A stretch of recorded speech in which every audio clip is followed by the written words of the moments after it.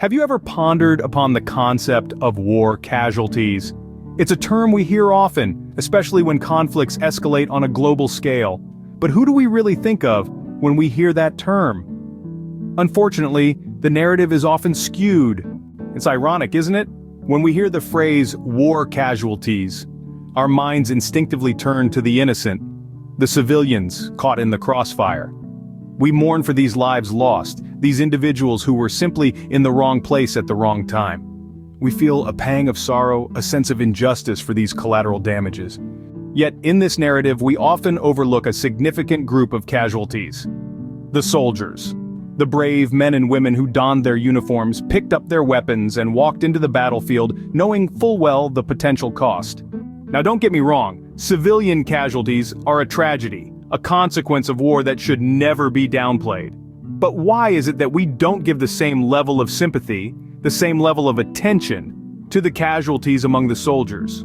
These soldiers aren't just faceless entities, they are human beings. They have parents who brought them up with love and care, friends who shared life's joys and sorrows, spouses who they planned to grow old with, and children who are now left without a parent. They have dreams unfulfilled, lives cut short. And it's not just our soldiers, it's the same for the soldiers on the other side. They too have friends, parents, spouses, and children. They too are human beings, not just casualties of war. We are all part of one species, Homo sapiens. We aren't divided into categories of civilians and soldiers, black or white, Chinese or Westerners, Muslims or Christians or Buddhists. Yet we continue to box ourselves into these categories, and in doing so, lose sight of our shared humanity.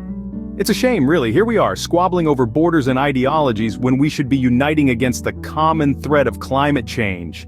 It's as if we're a bunch of schoolyard bullies, fighting over who gets to rule the playground, oblivious to the fact that the playground is slowly sinking into the sea.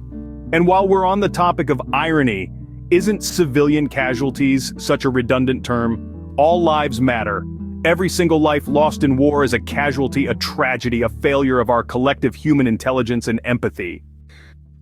It's high time our world leaders woke up to this reality. It's not enough to talk about change, to make grand promises at global summits. We need action. We need unity. We need compassion and empathy, not just for our own, but for all the lives affected by war.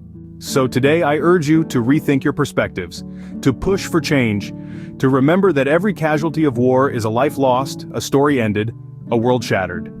Let's not allow these lives to be reduced to mere statistics or categories.